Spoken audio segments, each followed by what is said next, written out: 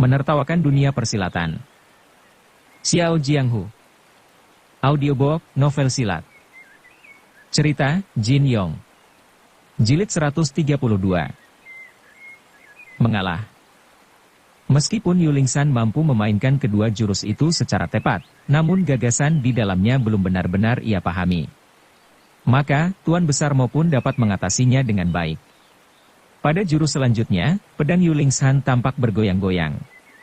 Tuan Besar Mo mengenali bahwa itu adalah jurus Shilin Shuseng, disusul dengan jurus Tianzu Yunqi. Gagasan di dalam rumpun jurus pedang Tianzu diambil dari aneka perubahan awan dan kabut di angkasa. Begitu melihat Yulingsan menggunakan jurus yang susah ditebak tersebut, Tuan Besar Mo memilih untuk menghindar daripada menangkisnya. Namun demikian, ia tetap memutar pedangnya secepat kilat ke barat dan ke timur, demi untuk mengaburkan pandangan para penonton bahwa dirinya sedang berusaha melarikan diri dari serangan si nyonya muda. Tuan Besar Mo sadar, selain jurus Kuan Ning Furong, Hex Yang Zige, Shilin Shuseng, dan Tianzu Yunqi, masih terdapat lagi jurus ampuh perguruan Hengshan yang bernama Yanhui Zurong. Di antara kelima puncak utama Gunung Hengshan, Zurong merupakan puncak yang paling tinggi. Jurus Yanhui Zurong juga merupakan jurus pedang paling hebat dari sekian banyak ilmu silat perguruan Hengshan. Tuan Besar Mo sendiri hanya menerima penjelasan samar-samar dari gurunya karena sang guru sendiri juga kurang terlalu memahami jurus ini dengan jelas. Membayangkan jika Yulingsan tiba-tiba memainkannya seketika Tuan Besar Mo menjadi gentar dan khawatir. Meskipun nyawanya mungkin tidak sampai melayang, namun hal itu tentu akan sangat memalukan. Jika sampai kalah oleh ilmu pedang perguruan sendiri, tentu tidak ada lagi alasan baginya untuk tetap berkecimpung di dunia persilatan selamanya. Akan tetapi, begitu melihat gaya Yulingsan yang menyerang dengan ragu-ragu dan kurang yakin, Tuan Besar Mo segera paham bahwa lawannya ini kurang berpengalaman dan tidak tahu apa yang harus diperbuat.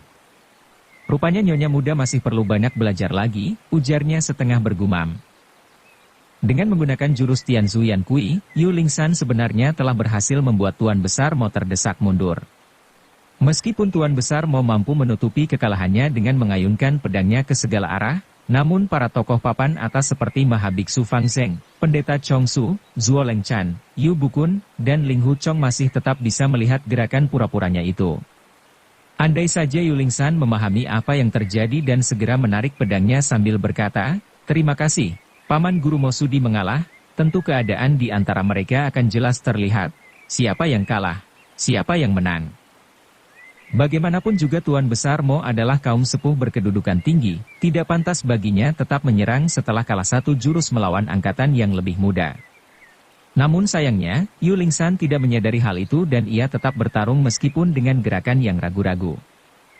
Karena pihak lawan menunjukkan betapa pengalaman bertarungnya masih dangkal, kesempatan ini pun tidak disia-siakan oleh Tuan Besar Mo. Begitu melihat bibir mungil Yulingsan yang berwarna merah delima tersenyum mereka seolah hendak mengatakan sesuatu, seketika itu pula pedang tipis Tuan Besar Mo bergerak dengan cepat. Ini merupakan puncak dari hasil latihannya selama berpuluh-puluh tahun. Gerakannya yang sangat cepat membuat Yulingsan terkurung dalam kilatan sinar pedangnya. Suara pedangnya menderu-deru sampai terdengar seperti alunan suara rebab yang menyayat hati. Yulingsan berseru kaget dan mundur beberapa langkah. Akan tetapi, Tuan Besar Mo terus saja mendesaknya agar tidak sempat mengerahkan jurus Yanhui Zurong. Kali ini Tuan Besar Mo mengerahkan jurus 13 hantu kabut Hengshan yang dulu digunakannya untuk membunuh Fei Bin di Gunung Hengshan. Para hadirin ikut pusing melihat kecepatan gerak tubuh Tuan Besar Mo itu. Dalam hati mereka ikut kasihan melihat keadaan Yulingsan yang terdesak tanpa ampun. Jangankan untuk menyerang, bertahan saja tampak kesulitan. Andai saja ini bukan pertarungan antara laki-laki dan perempuan, atau pertarungan antara sesepuh melawan angkatan muda, tentu para hadirin sudah bertepuk tangan sejak tadi memuji kehebatan Tuan Besar Mo. Begitu melihat Yulingsan menggunakan jurus Kuan Ning Furong tadi, Ling Hu Chong tidak ragu lagi bahwa sang adik kecil telah mempelajarinya dari ukiran pada dinding gua rahasia di tebing perenungan, di puncak Huashan. Sambil termenung-menung ia berpikir, mengapa adik kecil bisa berada di tebing perenungan? Guru dan ibu guru sangat sayang kepadanya, tidak mungkin beliau berdua menghukum adik kecil. Apapun kesalahan yang diperbuat adik kecil, guru dan ibu guru pasti hanya memarahinya, kemudian memaafkannya. Jarak antara tebing perenungan dengan markas perguruan Huashan lumayan jauh, serta jalan yang menghubungkannya sangat terjal dan berbahaya. Meskipun bukan adik kecil yang berbuat salah, murid perempuan lainnya juga tidak sepantasnya dikirim ke sana. Sejenak kemudian Ling Huchong kembali melamun, apakah mungkin adik Lin yang telah berbuat kesalahan sehingga dihukum di tebing perenungan? Apakah setiap hari adik kecil lantas datang menjenguk dan mengantar makanan kepadanya? Tapi, tidak mungkin kalau adik Lin sampai melanggar peraturan perguruan. Ia seorang pemuda yang santun dan patuh terhadap aturan. Cepat atau lambat, ia pasti dijuluki si pedang budiman kecil. Tidak mungkin adik Lin sampai dihukum di tebing perenungan.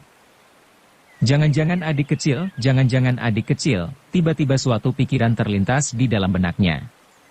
Akan tetapi, pikiran ini sangat mustahil dan ia pun berusaha menekannya kembali. Untuk sesaat ia termangu-mangu mengapa memiliki pemikiran seperti itu. Namun ia sendiri juga tidak tahu dengan jelas pikiran macam apa yang terlintas dalam benaknya tadi. Kembali ia berusaha memikirkan hal tersebut, namun semakin dipikirkan justru semakin terkubur dalam-dalam.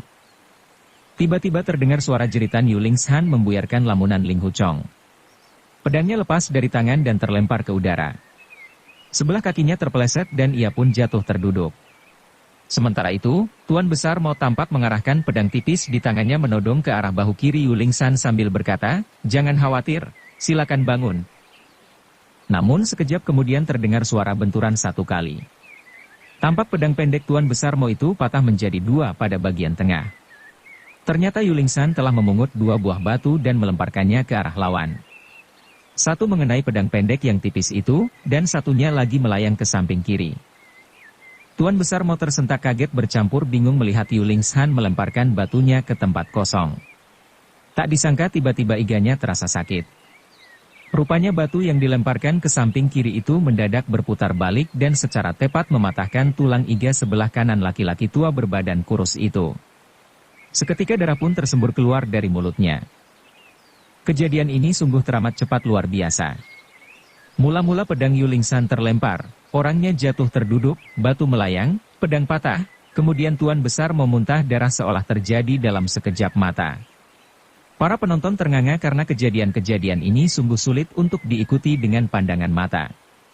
Menyusul kemudian pedang Yuling Shan yang terlempar ke atas tadi jatuh pula dan menancap di samping Tuan Besar Mo dan hampir-hampir melukai tubuh ketua perguruan Hengshan tersebut. Para hadirin menyaksikan bahwa setelah Tuan Besar Mo menjatuhkan Yuling Shan, ia tidak lagi melancarkan serangan, tapi menyuruh Yuling Shan untuk tidak takut dan bangun kembali. Hal ini lazim terjadi manakala seorang tua mengalahkan lawan yang lebih muda. Akan tetapi, serangan Yuling Shan menggunakan dua potong batu yang seketika membuat lawan terluka parah itulah yang benar-benar sukar diduga sebelumnya. Hanya Ling Huchong seorang yang mengetahui bahwa kedua serangan pamungkas Yuling Shan tersebut juga diperoleh dari ukiran pada dinding gua rahasia di puncak Huashan. Dalam gua tersebut, terukir lukisan seorang gembong sekte iblis mematahkan pedang tokoh perguruan Hengshan menggunakan sepasang bandul tembaga. Kali ini Yuling Shan telah menggunakan batu sebagai pengganti bandul untuk melumpuhkan Tuan Besar Mo. Rupanya Yuling Shan telah berlatih keras untuk ini, di mana ia bisa memperlakukan sepotong batu bagaikan bandul tembaga seperti milik gembong sekte iblis tersebut, yaitu dilemparkan ke samping kiri kemudian berputar balik mengenai sasaran di sebelah kanan. Tiba-tiba Yu Bukun melesat menghampiri Yuling Shan dan menampar pipi putrinya itu sambil membentak, "Kurang ajar. Jelas-jelas Paman Guru Mo sengaja mengalah padamu, tapi mengapa kau malah berbuat kasar kepada beliau?" Ia kemudian memapah Tuan Besar Mo ke pinggir dan berkata, "Kakak Mo, harap dimaafkan kesalahan anak perempuanku yang tidak kenal adat itu. Sungguh aku sangat menyesal." Tuan Besar Mo menjawab sambil meringis, "Seekor harimau melahirkan anak harimau, sungguh perempuan muda yang luar biasa." Usai berbicara kembali darah tersembur dari mulutnya. Segera dua orang murid Hengshan berlari mendekati dan memapahnya kembali ke tengah rombongan. Dengan mata melotot Yu Bukun memandang tajam ke arah Yuling Shan, lalu mengundurkan diri kembali ke dalam rombongan Huashan. Ling Huchong melihat pipi Yuling Shan merah membekas gambar 5 jari, jelas tamparan sang ayah cukup keras. Air mata perempuan itu tampak meleleh pula, namun giginya berkerut-kerut menunjukkan sikap membantah membuat Ling Huchong teringat kembali kenangan di masa lalu. Dahulu apabila adik kecil berbuat nakal dan dimarahi ayah ibunya, seringkali ia memperlihatkan sikap yang sama seperti sekarang ini. Lalu untuk menyenangkan hati adik kecil, aku sering mengajaknya bertanding pedang. Hal yang bisa membuat hatinya senang kembali adalah jika menang bertanding melawanku. Untuk itu, aku sengaja pura-pura kalah kepadanya. Berpikir sampai di sini, kembali terpikir olehnya suatu kemungkinan bagaimana Yuling San bisa menemukan gua rahasia di puncak Huashan tersebut. Pikirannya yang tadi terkubur dalam-dalam tiba-tiba saja terlintas kembali dengan sangat jelas. Jangan-jangan adik kecil masih merindukan aku meski ia sudah menikah dengan adik Lin.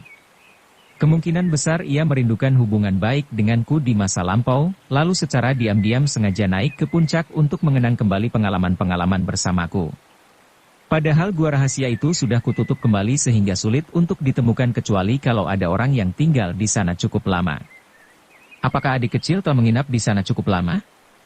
Rasanya tidak mungkin.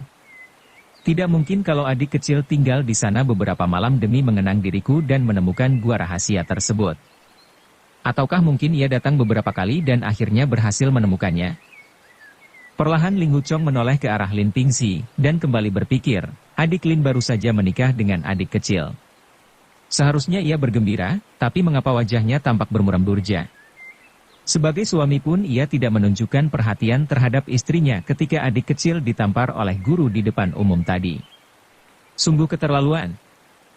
Membayangkan Yuling San naik ke puncak Huashan untuk mengenang hubungan dengannya di masa lalu, meskipun ini hanya dugaan sendiri, namun dalam benak Ling Huchong sudah timbul gambaran bahwa sang adik kecil pasti di sana sedang menangis sedih karena salah menikah dengan Lin Pingxi, serta menyesal mengapa dulu menolak cintanya yang mendalam. Melihat Yuling San kini membungkuk untuk memungut kembali pedangnya dengan air mata bercucuran membasahi tanah berumput, seketika darah pun bergolak di rongga dada Ling Huchong.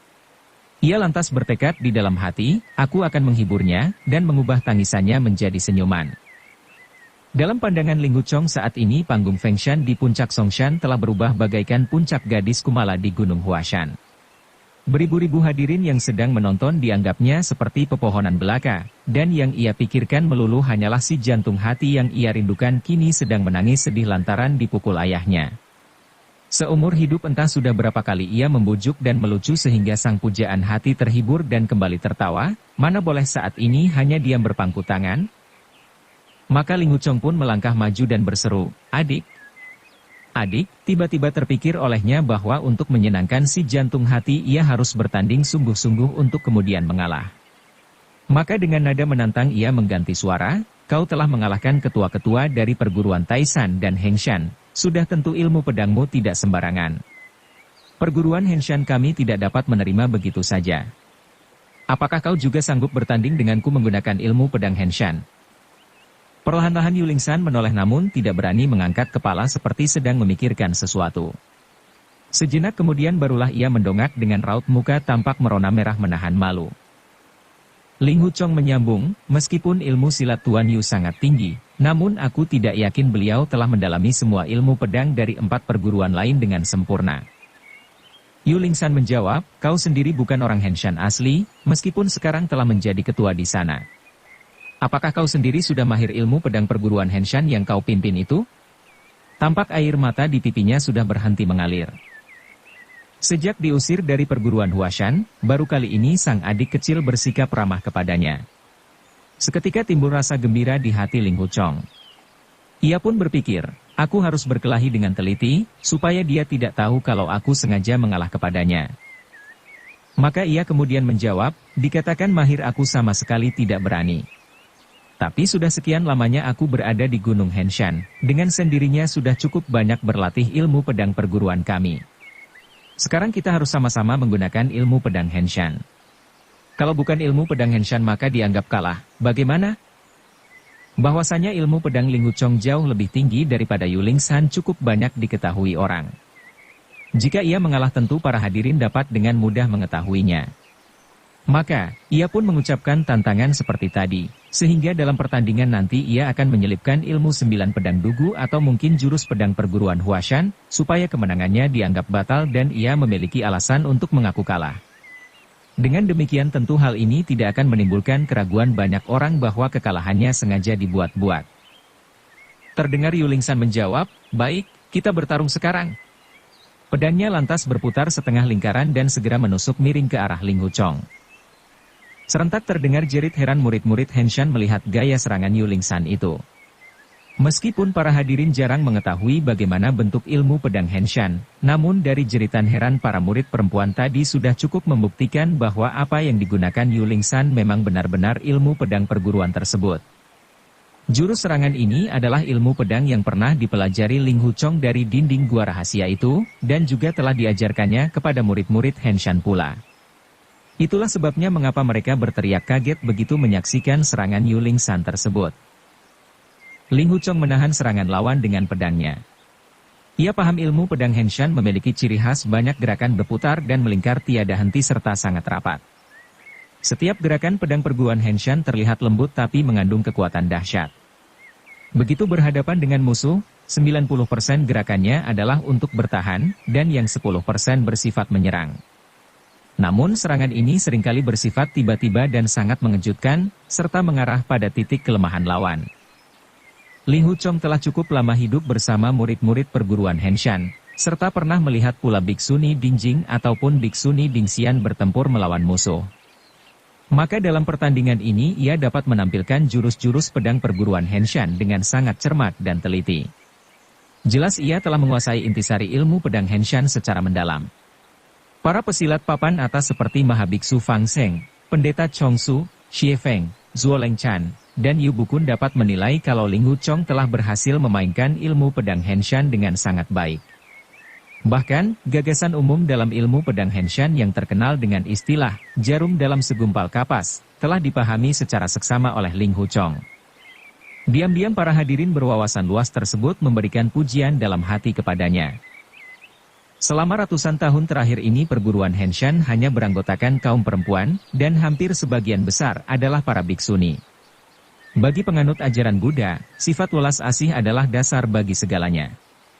Lebih-lebih bagi kaum wanita tentu tidak sepantasnya memainkan jurus pedang yang kasar dan keras.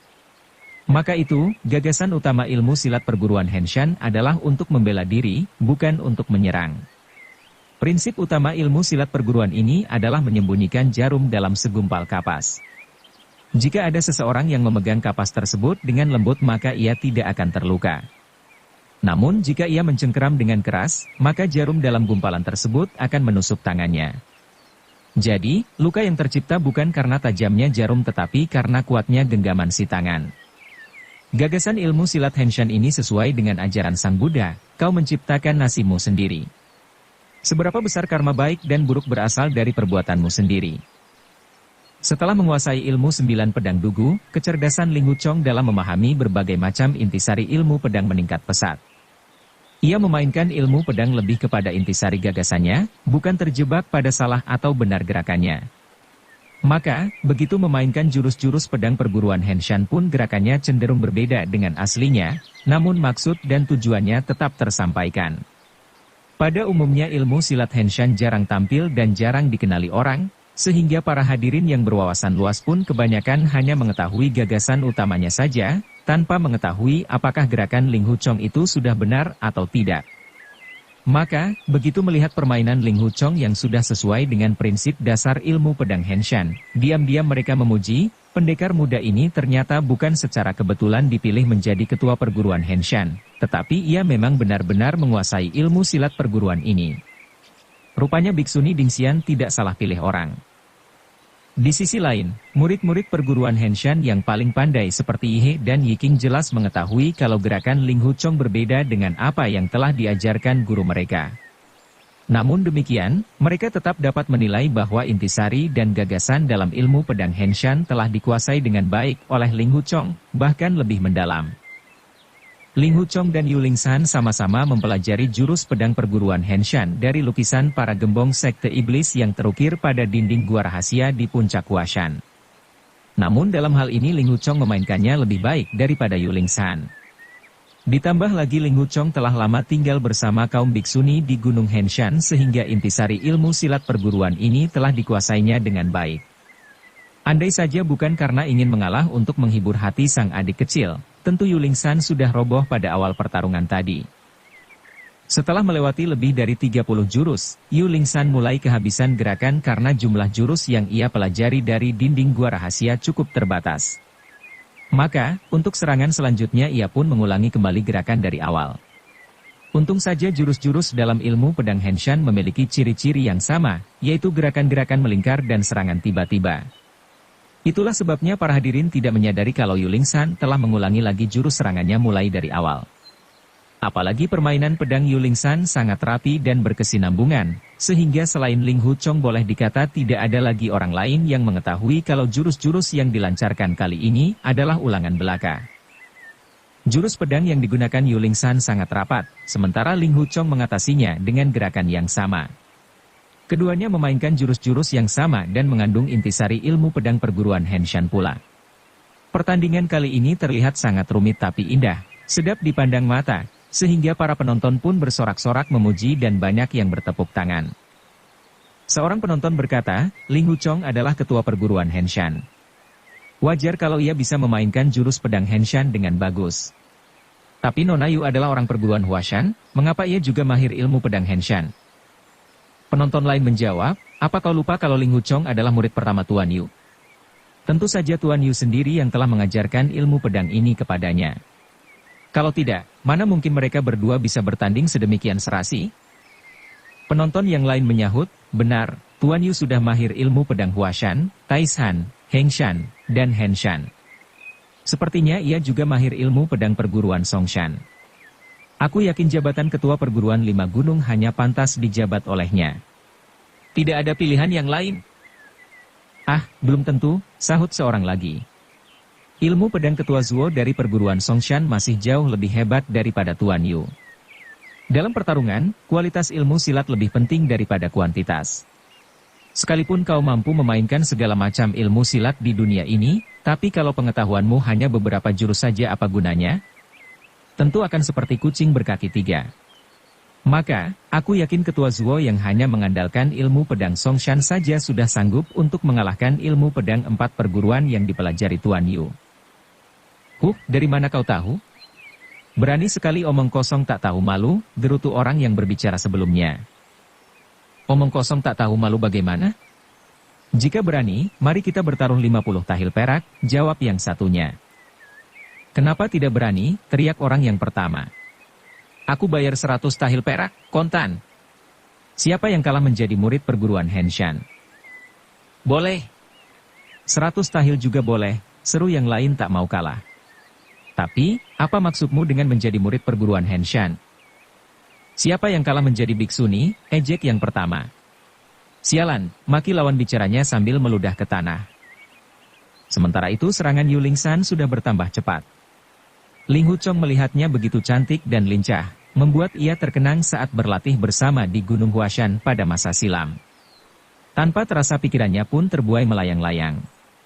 Maka, ketika Yu Lingsan menusuknya, segera ia balas menyerang sekenanya.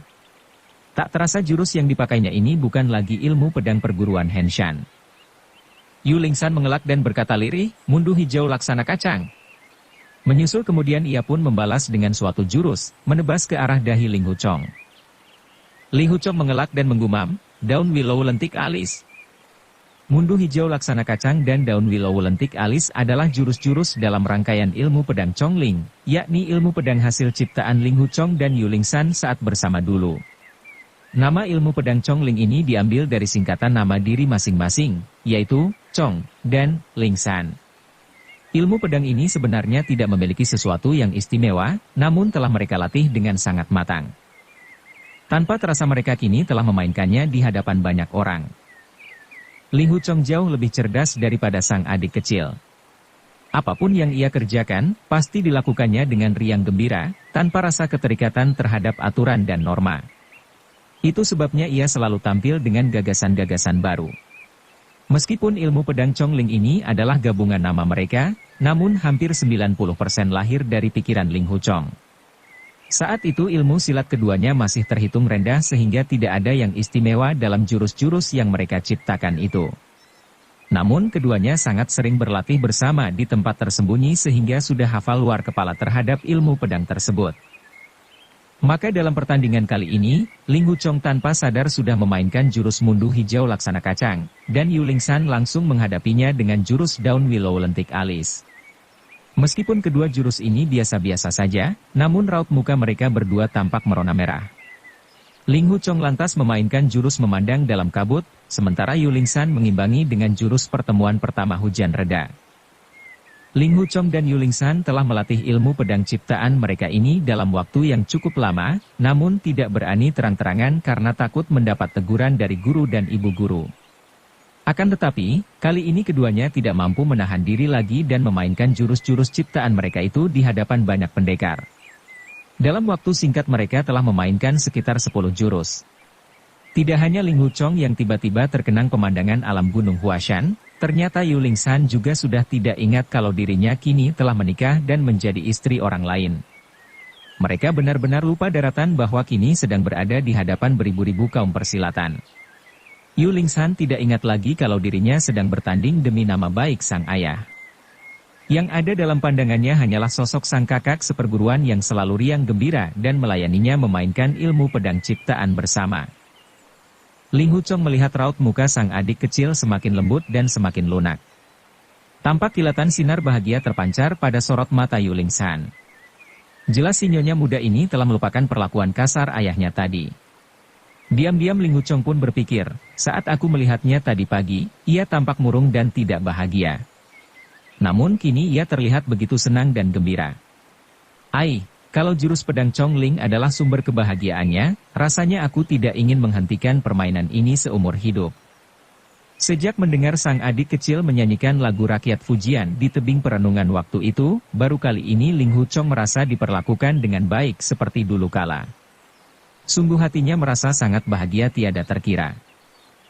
Setelah melewati 20 jurus berikutnya, pedang Yuling Shan menebas ke arah kaki kiri Ling Huchong. Segera Ling Huchong mengangkat kakinya untuk kemudian mendepak batang pedang lawan. Namun Yuling Shan segera menekan pedangnya ke bawah kemudian menebas telapak kaki sang kakak. Pedang Ling Huchong segera menusuk pula ke pinggang Yuling Shan sehingga terpaksa si nyonya muda memutar pedangnya ke atas untuk menangkis. Maka kedua pedang itu pun beradu sehingga sama-sama tergetar ke atas. Keduanya kemudian sama-sama menusukkan pedang masing-masing ke depan mengarah ke tenggorokan lawan dengan kecepatan luar biasa. Melihat arah pedang keduanya, dapat dibayangkan masing-masing dari mereka sukar untuk menghindarkan diri dan pasti akan gugur bersama. Tanpa terasa para penonton ikut menjerit khawatir. Namun mendadak terdengar suara benturan logam perlahan yang diikuti dengan percikan kembang api. Tidak hanya itu, batang pedang masing-masing sampai melengkung dan saling mendorong. Kemudian keduanya sama-sama menjulurkan tangan kiri dan saling meminjam tenaga lawan untuk mendarat di tanah. Sungguh apa yang terjadi benar-benar di luar dugaan siapapun juga, bahwa akhir dari serangan maut keduanya itu bisa saling berbenturan ringan pada saat tubuh masing-masing melayang di udara.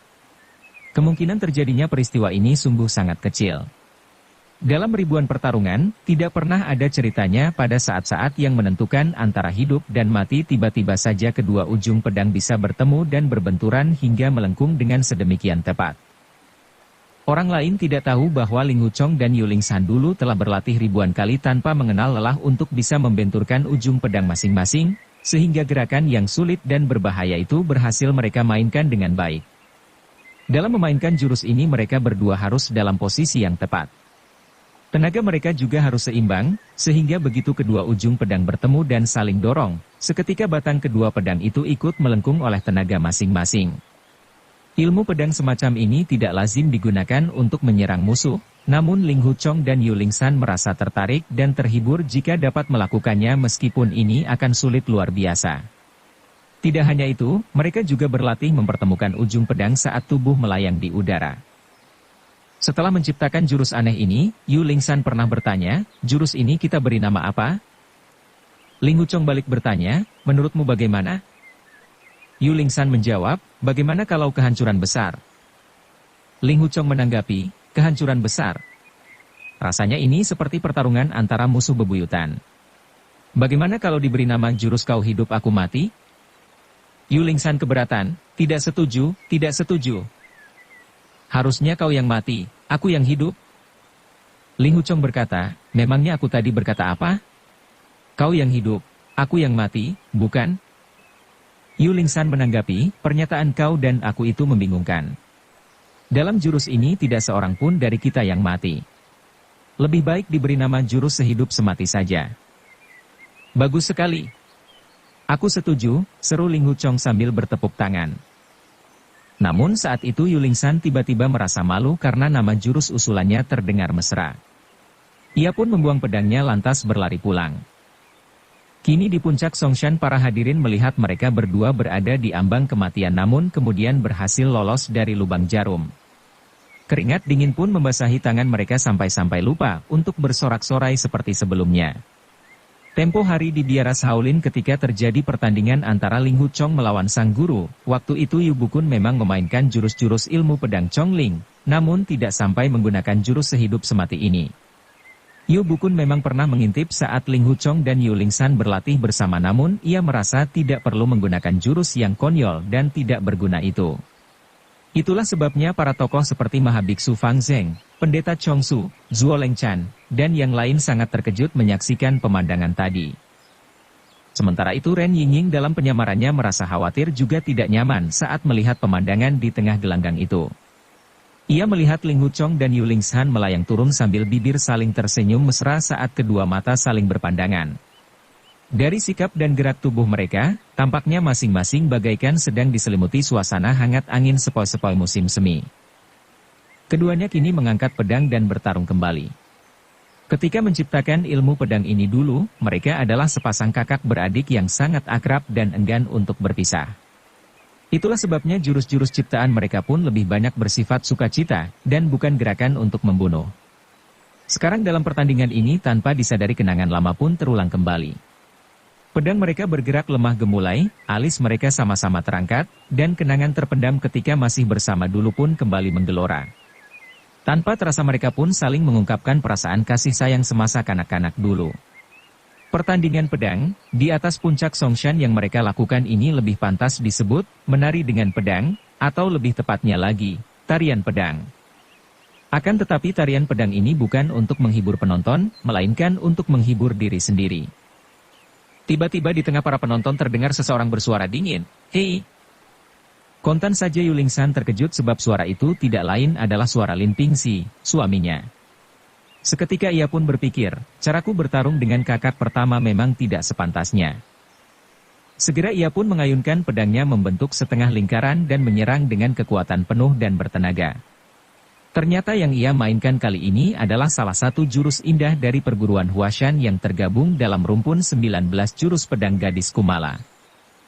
Ling Huchong juga mendengar suara Lin Pingxi tadi dan gara-gara itu Yu Lingsan mengganti permainannya dengan melancarkan jurus serangan tanpa ampun. Kali ini si nyonya muda sudah tidak lagi memperlihatkan sikap mesra sebagaimana saat menggunakan jurus pedang Chongling tadi. Seketika hati Ling Huchong menjadi pilu. Segala macam kenangan masa lalu lantas terbayang-bayang di benaknya.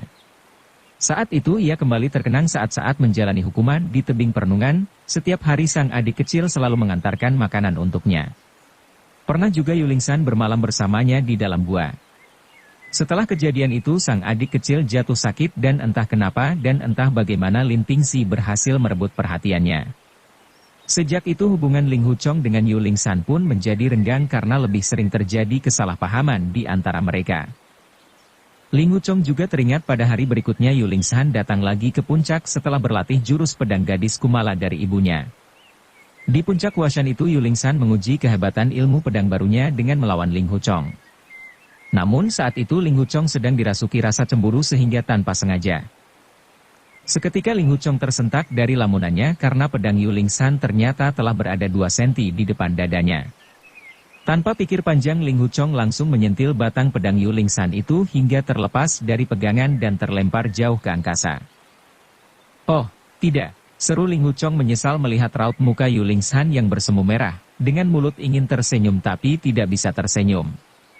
Seketika Ling Huchong kembali teringat pada kejadian saat Yu Lingsan menguji jurus pedang gadis Kumala di tebing perenungan dulu. Saat itu Ling Huchong yang sedang cemburu kepada Lin Pingxi tanpa sengaja menyentil pedang Yu Lingsan sehingga jatuh ke dasar jurang yang tak terkira dalamnya. Padahal pedang tersebut adalah pedang pusaka bernama pedang Telaga Hijau, hadiah ulang tahun pemberian sang ayah. Sejak kejadian itulah tercipta dinding pemisah di antara mereka berdua. Tak disangka kejadian yang sama kini terulang kembali. Saat mendengar suara Lin Pingxi berseru sinis, dan saat melihat raut muka Yuling Shan berubah tanpa belas kasih, seketika penyakit cemburu Ling Huchong kambuh kembali. Jika dulu saja ia dapat menyentil pedang Yuling Shan hingga jatuh terpental ke dasar jurang, apalagi sekarang ini saat tenaga dalamnya sudah jauh melimpah ruah. Maka, pedang Yuling Shan yang terlempar ke udara itu pun tadi sampai sekian lamanya baru terlihat jatuh kembali ke bawah. Dalam keadaan serba salah itu Ling Huchong berpikir, sebenarnya aku masuk ke dalam gelanggang ini hanyalah untuk menyenangkan hati adik kecil. Apalagi tadi ia mau bersikap ramah kembali padaku. Tapi mengapa, aku justru membuat pedangnya terlempar dan mempermalukan dirinya di hadapan banyak orang? Sungguh tidak patut aku membalas keramahannya dengan cara seperti ini. Tampak pedang Yuling Shan sudah meluncur ke bawah. Tanpa pikir panjang Ling Huchong mengajukan diri sambil berseru, jurus pedang Henshan yang sangat bagus. Usai berteriak demikian ia berlagak seolah hendak menghindar, namun sebenarnya sengaja mengajukan diri menyambut pedang yang meluncur jatuh itu. Maka sekejap kemudian, pedang tersebut langsung menancap di belakang bahu kanannya, dan seketika tubuhnya pun tersungkur ke depan seakan-akan terpaku di tanah oleh pedang Yuling Shan itu. Kejadian ini benar-benar terlalu cepat sehingga para penonton menjerit kaget dan ternganga melihatnya. Yuling Shan juga terkejut dan berseru, "Kak!" Kakak pertama, kenapa? Segera dilihatnya seorang laki-laki berewok bertubuh gemuk melompat maju mendekati dan membangunkan Ling Huchong. Pedang yang menancap di pundak belakangnya itu dicabut, lalu ia pun memapah tubuh Ling Huchong menepi ke pinggir gelanggang. Darah segar mengucur deras dari luka di bahu Ling Huchong itu. Belasan murid perguruan Henshan menyongsong maju pula untuk memberikan pertolongan kepada sang ketua. Beberapa di antara mereka segera menaburkan obat di tempat luka. Yuling Shan yang merasa khawatir bermaksud mendekat untuk melihat. Tapi mendadak sinar pedang berkelebat mengarah kepadanya.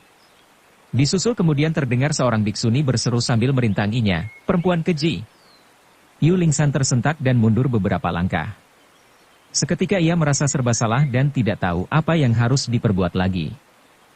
Pada saat itulah terdengar suara Yu Bukun tertawa nyaring dan berseru, "Shan kau telah menggunakan jurus pedang perguruan Taishan, Hengshan, dan Henshan untuk mengalahkan para ketua mereka masing-masing. Sungguh pekerjaan yang tidak ringan." Bahwasanya jurus terakhir yang digunakan Yuling Shan itu apakah termasuk ilmu pedang Henshan atau bukan, sebenarnya para penonton juga tidak tahu dengan jelas. Mereka hanya teringat kedua orang yang bertanding tadi sama-sama memainkan tarian pedang yang tidak istimewa namun sangat indah itu. Kemudian mereka melihat pedang Yuling Shan terlempar ke udara dan jatuh kembali mengenai pundak Ling Huchong. Kenyataan yang pasti ialah, Ling Huchong terluka oleh pedang Yuling Shan. Mengenai luka itu apakah akibat jurus perguruan Henshan atau bukan, tiada yang tahu secara pasti. Memang ada sebagian hadirin yang dapat melihat jurus pedang tersebut tidak mengandung ciri khas ilmu pedang Henshan, namun mereka juga tidak memiliki pengetahuan dari aliran manakah jurus pedang tadi berasal. Maka itu, tiada seorang pun yang berani menanggapi ucapan Yu Bukun tersebut. Dengan perasaan bingung Yuling Shan memungut kembali pedangnya yang tergeletak di tanah dan berlumuran darah. Seketika hatinya menjadi khawatir dan bertanya-tanya, bagaimanakah keadaannya? Asalkan dia tidak mati, aku akan. Pada saat itu terdengar suara seorang yang berseru lantang, Tuan Yu tidak cuma menguasai ilmu pedang perguruan Huashan sendiri, bahkan ilmu pedang Taishan, Hengshan, dan Henshan juga dikuasainya dengan sempurna. Sungguh sangat mengagumkan dan patut dipuji. Maka itu, jabatan ketua perguruan 5 gunung rasanya sangat pantas untuk diduduki Tuan Yu dan tiada pilihan lain lagi. Orang yang berbicara ini adalah Xie Feng, ketua partai pengemis. Baik dirinya ataupun Mahabiksu Fang Zheng dan pendeta Chongsu sama-sama berpikiran bahwa kekacauan di dunia persilatan akan segera terjadi setelah Zuo Lengchan berhasil melebur 5 perguruan pedang menjadi satu. Maka, ia pun berusaha ikut serta menggagalkan ambisi Zuo Lengchan itu melalui kata-kata dengan cara menaikkan wibawa Yu Bukun dan menjadikannya pantas menjabat sebagai ketua. Sejak ratusan tahun yang lalu partai pengemis memiliki pengaruh besar di dunia persilatan. Tentu saja apa yang diucapkan Xie Feng ini tidak sembarangan orang berani menanggapinya. Bersambung ke jilid 133. Dukung kami dengan subscribe, follow, like, komen dan share. Terima kasih.